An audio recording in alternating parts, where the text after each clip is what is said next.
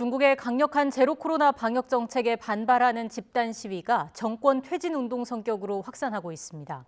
중국 당국은 외세 개입 딱지를 붙여 확산을 차단하는 동시에 봉쇄도 풀어주는 등 양면 전략으로 대응하고 있습니다.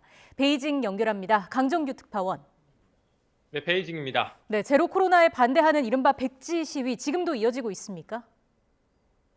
네, 그젯밤 광둥성 광저우에서 촬영된 영상 함께 보시죠. 이 봉쇄 반발 시위가 잇따랐던 하이주구라는 동네에서 벌어진 일인데 주민들이 방역복을 입은 경찰과 충돌하는 장면이 담겼습니다.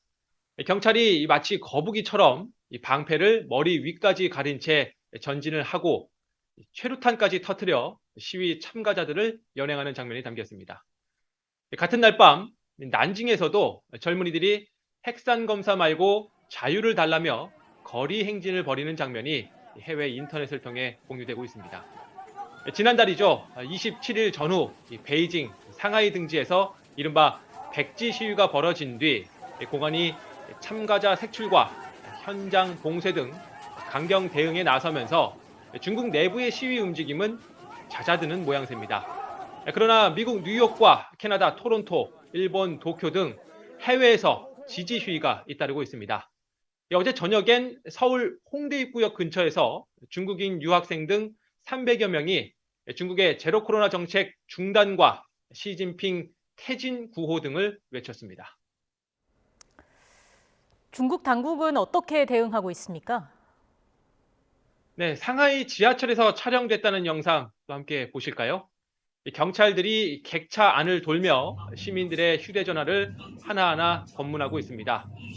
또 광저우에서 촬영됐다는 다른 영상을 보면 지하철 입구에서 경찰들이 휴대전화를 검문하는 모습이 담겼습니다.